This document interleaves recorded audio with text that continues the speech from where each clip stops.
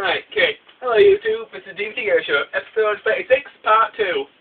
If you haven't watched part 1, you missed most of the review.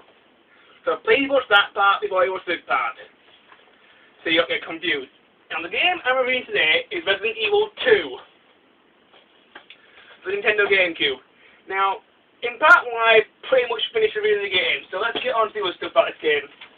I've already reviewed the story, the graphics, the controls, the gameplay, and the music of this game.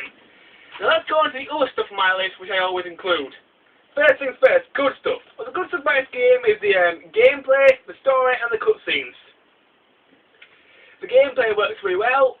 Shooting zombies, collecting keys, solving puzzles. Really, really good. The story, it's really good as well. It feels well done. And Capcom's done a really good job with it. The cutscenes, yes, they are a bit dodgy because the characters' mouths don't move. But it still works. It's still alright. Okay, next we move on to the awesome stuff. The infinite weapons. In this game, if you complete the game a certain amount of time, you get an infinite weapon. The infinite weapons, there are 3 infinite weapons in the game. One is an infinite machine gun. The next one's an infinite Gatling gun, and the last one is the infinite rocket launcher. And these are pretty good for playing the game through again, just to blast out the zombies, especially the rocket launcher. Another bit about this game are the bosses. And the bosses in this game are quite tricky to figure out how to beat them, and most of them are quite strong. I mean, one boss is a crocodile. And there's 2 ways to kill a crocodile. One, you can blast the hell out of it with whatever weapon you choose, or you can lure it over to this gas canister, then shoot the gas canister and blow its head off. Personally, I suggest you blow its head off because if you don't, it comes back every time you go to a certain point in the game. Other bosses consist of a tyrant sort of enemy. There's even a super tyrant in this game. And there's also loads of other bosses to beat. And the best thing about this game is that there's 4 games on one disc. Because each character has 2 scenarios. One, like your first scenario may just be to take down the super tyrant. And the second scenario involves you taking down the super tyrant and the there's 2 games for each character, and each character will play both these games.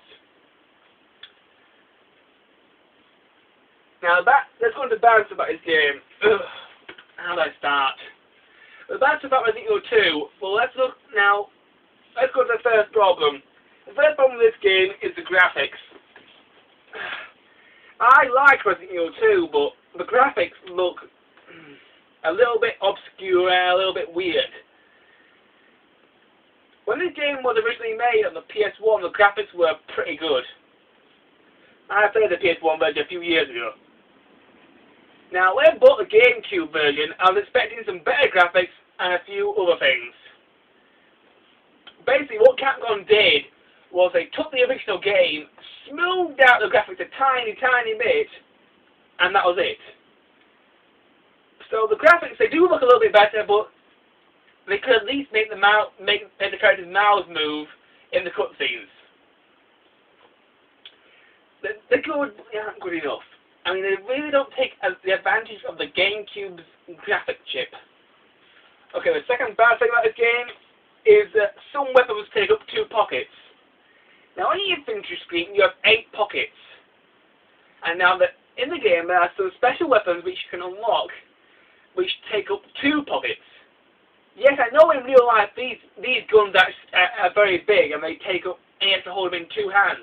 But this does not mean they have to be put into 2 pockets. There's another game that does this, that's Resident Evil 0, and it really annoyed me. So that Resident Evil 2 does the same thing. Let's say you've got a gun like the submachine gun. That takes up 2 spaces. The rocket launcher takes up 2 spaces. And the Gatling gun takes up 2 spaces.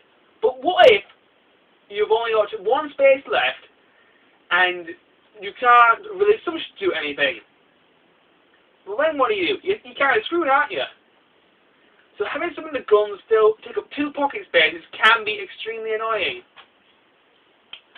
Anyway, let's rate this game. I give Resident Evil 2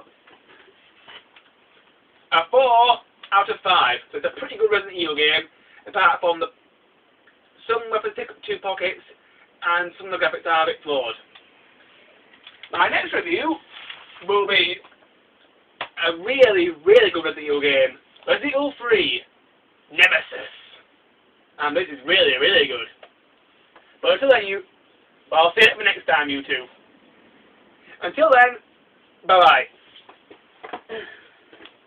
I'm not doing any more takes.